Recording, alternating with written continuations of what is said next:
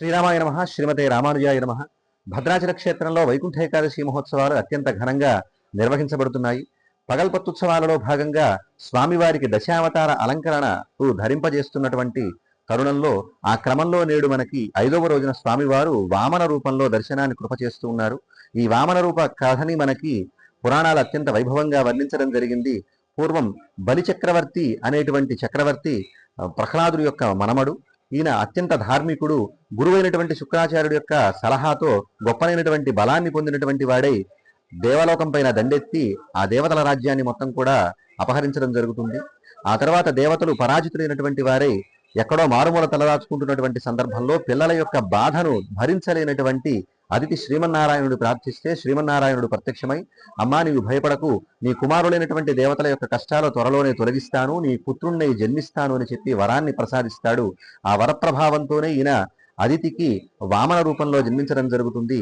అలా జన్మించినటువంటి వామనమూర్తి ఎంతో ఆకర్షణీయమైనటువంటి రూపంలో బలి చేసేటువంటి యజ్ఞస్థలానికి వెళతాడు.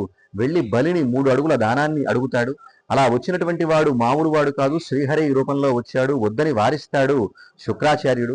అయినప్పటికీ కూడా ఆదిని శ్రీపతి కొప్పుపై అని చెప్పినట్లుగా, అయ్యా సర్వలోకాలకు కూడా అభయాన్ని ఇచ్చేటువంటి చెయ్యి, అందరి యొక్క కష్టాలను కూడా కలతీర్చేటువంటి చెయ్యి, అటువంటి చెయ్యి కిందై నా చెయ్యి పైనైతే దానికన్నా అదృష్టం ఉంటుందా అని చెప్పి భావించినటువంటి బలిచక్రవర్తి శుక్రాచార్యుడి యొక్క మాటలు పక్కన పెట్టి సానందంగా సమర్పిస్తాడు 3 అడుగుల దానాన్ని. ఒక్కసారిగా వామనుడు వెంటనే త్రివిక్రమ రూపాన్ని ధరిస్తాడు. ఎంత గొప్పనైనటువంటి రూపమైతే కూడా అది అద్భుతమైనటువంటి రూపంగా మనకి పురాణాలు వర్ణిస్తాయి. అలా ధరించినటువంటి వామనమూర్తి 1 అడుగుతో భూమిని మొత్తాన్ని కూడా ఆక్రమించి 2వ అడుగుతో ఆకాశాన్ని మొత్తం కూడా ఆక్రమించడం జరుగుతుంది. ఆనాటి నుంచి ఆకాశానికి విష్ణుపదం అనేటువంటి మరొక పేరు ఏర్పడుతుంది. ఇదే సందర్భంలో ఇటువంటి గొప్పనైనటువంటి కార్యాన్ని నిర్వహించినటువంటి స్వామి యొక్క పాదాన్ని బ్రహ్మదేవుడు కడుగుతాడు. అదే బ్రహ్మ కడిగినటువంటి పాదము అనేటువంటి మనం కీర్తించినట్లుగా ఆ పవిత్రమైనటువంటి పాదం నుంచే 3 లోకాలను మనకి పునీతం చేసేటువంటి గంగానది పుట్టింది. ఆ తర్వాత 3వ అడుగుతో బలిచక్రవర్తిని అణగదొక్కుతాడు పాతాళానికి. ఇలా మళ్ళా ఇంద్రుడికి పునః తన సర్వసంపదలను ప్రసాదించినటువంటి అవతారంగా వామనమూర్తి విఖ్యాతి చెందాడు.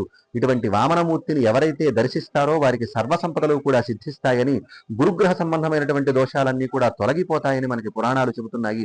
అటువంటి దివ్యమైనటువంటి వామన రూపంలో దర్శనాన్ని కృప చేస్తున్నటువంటి భద్రాచల రామచంద్రమూర్తిని దర్శించి తరించవలసిందిగా కోరుతూ జై శ్రీరామ్. చరిత్ర సృష్టించినోడు ఇప్పుడు ఆ చరిత్రని తిరగరాయబోతున్నాడు. అబద్ధాల గోడల్ని బద్దలు కొట్టి నిజాలను రాగా మీ ముందుంచబోతున్నాడు. నిజమైన వార్తల కోసం వెంటనే డౌన్లోడ్ చేసుకోండి రా యాప్ని.